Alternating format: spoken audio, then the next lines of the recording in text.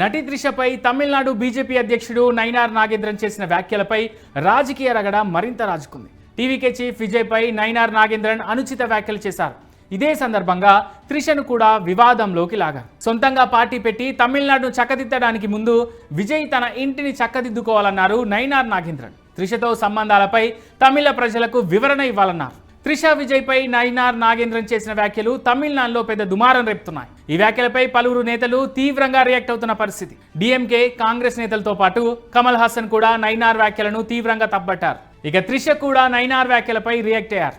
నైనార్ నాగేంద్రన్ చేసిన వ్యాఖ్యలపై తీవ్ర ఆగ్రహం వ్యక్తం చేశారు. ఆయన వ్యాఖ్యలు అసహ్యంగా ఉన్నాయన్నారు.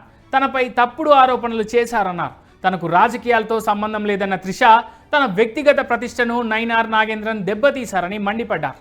భవిష్యత్తులో ఇలాంటి వ్యాఖ్యలు చేస్తే చట్టపరమైన చర్యలు తీసుకుంటానని అఫీషియల్ నోట్ రిలీజ్ చేశారు.